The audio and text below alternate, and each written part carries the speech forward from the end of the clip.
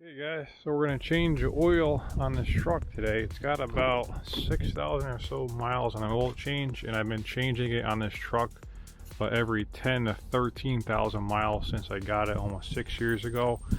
Got it with around a 20,000 on it, and it's approaching 100,000. Let's see what the temperature is. I drove it a few hours ago.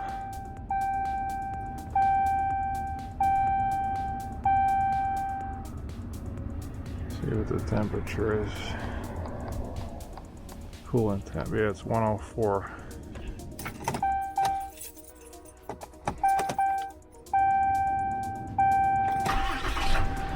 Start off for a second, let it get a little bit warmer. So when you drain the oil, it just helps get more of it out.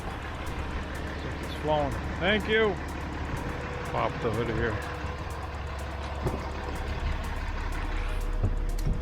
Thank you.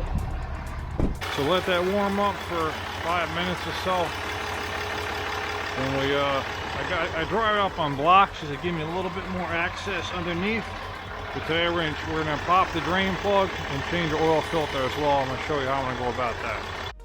Okay, so here's the tools you're gonna need. I'm gonna be taking an oil sample today and send it off to the lab to get it tested. I haven't got any oil ever analysis done on this truck. So just make sure everything's going good. Take a sample. And I like to do, the drain pan just has a 3/8 drive. All you gotta do is put that in there. I like to use a 1/2-inch ratchet with an adapter to 3/8 to get more leverage. And usually you want to take off the oil cap here to get more flow.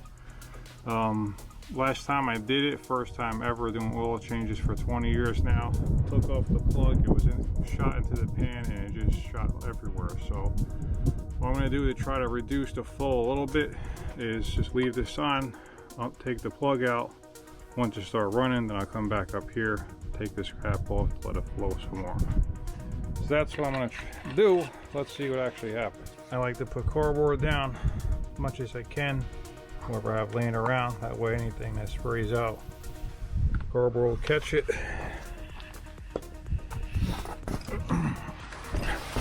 Get under the truck here. You can see I got a towel here as well. Mop up anything. Here's the oil pan. Let's wipe it down. Dirt on it from the job site I was on.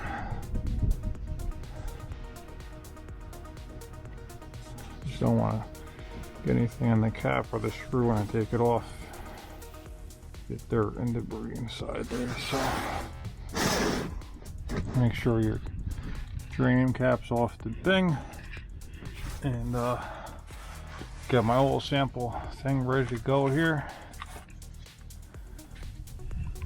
So I don't know where I'm gonna put you at right here. Even though I do have gloves on, I want to wipe my hands off so I can reuse these gloves. Continue on with the process here. Just staying clean as I can. Take the plug, wipe that off. We got that going. Take the oil cap off. Hope it's better.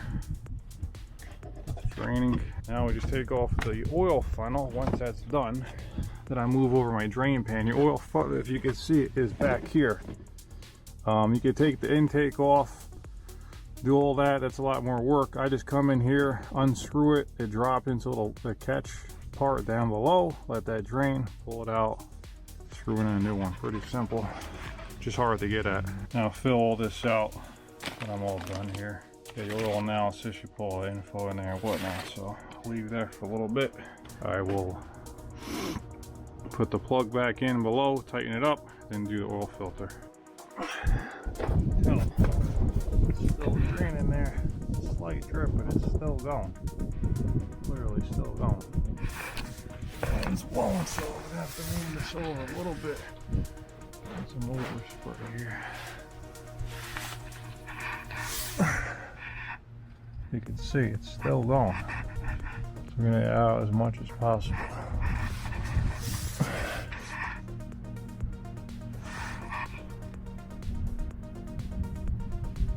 Trans is freaking leaking pretty damn good too. Okay, so this oil I've been running since I got the truck almost 6 years ago. Cat 1520, and it's pretty much what I hear and what I see. It's mobile Delvac. So pretty much the same thing. It's got the same bottle, same shape, same sticker, just with mobile Delvac sticker. But today I'll be adding Stiction Eliminator from Hot Shot Secrets to it to kind of clean it up, making sure everything is running good. Basically, since I have about 12 coats of oil, I add about 40 or so ounces to that roughly. So I'm going to pull our pour to about that 16 ounce mark, down to there, a little bit more if anything, and that should be good. So to be exact, you got 4 ounces per quart. You got 40 ounces in 10, 40 ounces in 10 plus another 8, so 48 ounces.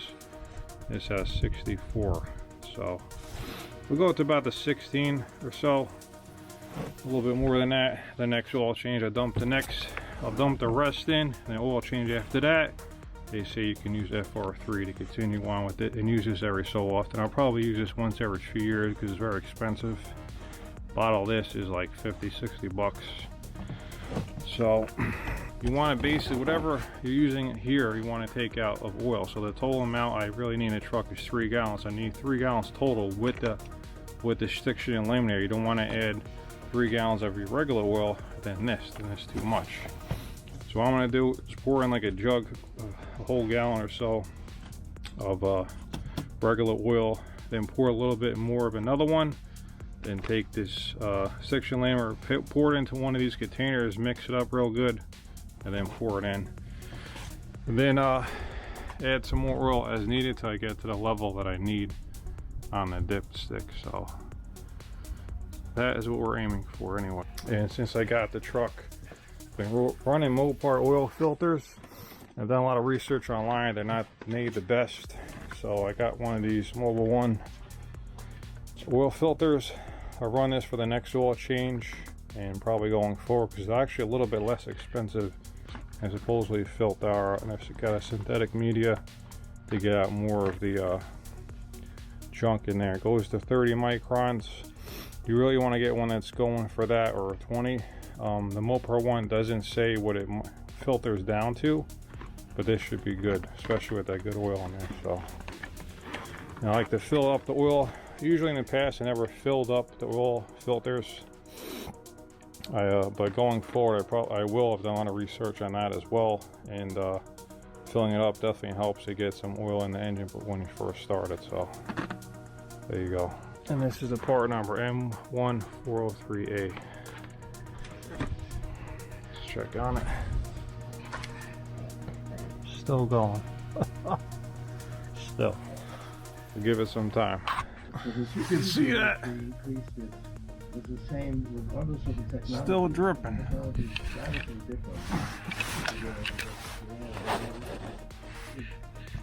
Still dripping. It's got to be at least 30 minutes. Okay, I think we're good now. Slightly dripping.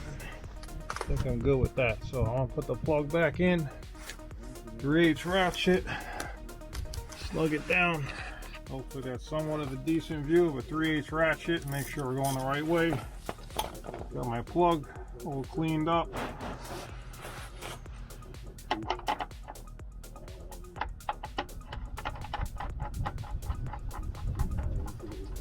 Always want to hand thread in to make sure you're not cross threading it. Last thing you want to do is have a cross threaded plug here. So I'm just going to tighten up by hand. Always a good idea to inspect around the pan, make sure the gasket's not leaking, which seems to be fine. You can torque this down to spec if you want. I did at the beginning when I first got the truck, but I felt the whole oil pan flex, so I'm not comfortable with that. So I'm just basically going by hand. Right there, it's pretty much stopped. Come right there. Make sure I'm in. It's stopped right there, so that's as good as it's gonna get right there.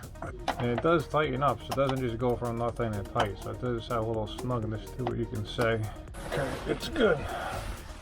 Now we're gonna do the oil filter. I'm also gonna wipe off the side of the frame.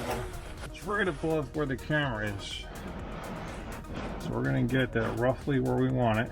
Okay, so this tool I have here really helps out getting the oil filter out. Basically, you unscrew it from the truck, you screw this in, and you can screw it in like that, and you can pull it out without it dripping everywhere. So Really helps with the removal process there. As far as loosening filter, I have these pliers I've been using for years, and they work very well getting the filters out. Also going to bring the cardboard over here. Here's my tool I like to use. Got this probably 15-20 years ago. Works well. Get in there, grab it, turn it, pull it out. So this part I'm going to have to put the camera down.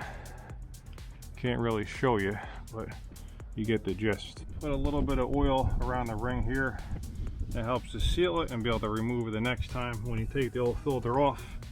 You want to clean up, make sure the O-ring gasket here is still on it, because if it's not, it's stuck up there. You don't want to have two rings on there to create a leak.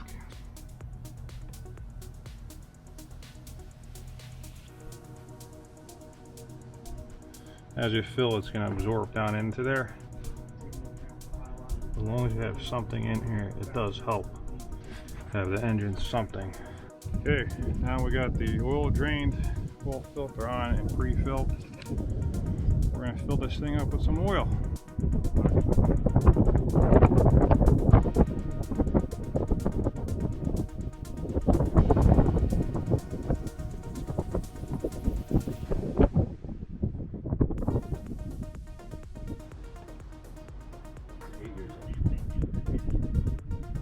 Pour some of the stiction lemonade in here. Mix it up. Yeah, we're just below 16 ounces. I'm good with that. I'm gonna mix this up a little bit. So when I start it, I run and get up to temperature. It should rise almost to the full bar, if not to that. So I'm good with that. Shot that little brake cleaner, cleaned it up to try to get a little bit cleaner, get a more accurate reading.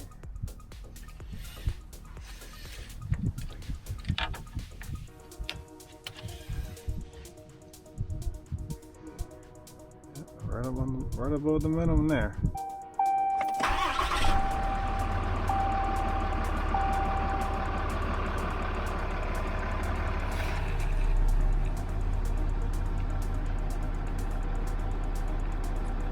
We're at 48 psi oil pressure. Usually gets about 50 or so, 51, 52 when it's cold. It's not completely cold, but 49. Definitely feels like it runs smooth already. We'll see how this stiction eliminator works long term.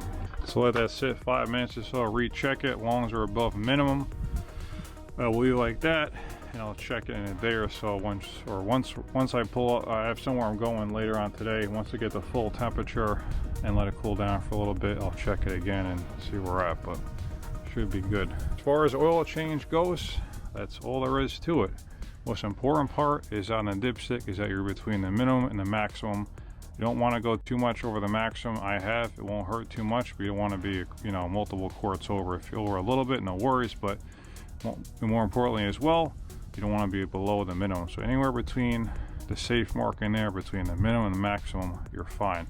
This truck doesn't really burn oil so far. I don't check it all that often because it's pretty new, but you definitely want to check your oil on your car if it's older, every few weeks or every month or so, depending. If it's not burning oil, check every month or so. If it is burning oil, you want to check it every week or two, depending on how much you drive, to make sure you don't get low on oil. So hopefully this helps you.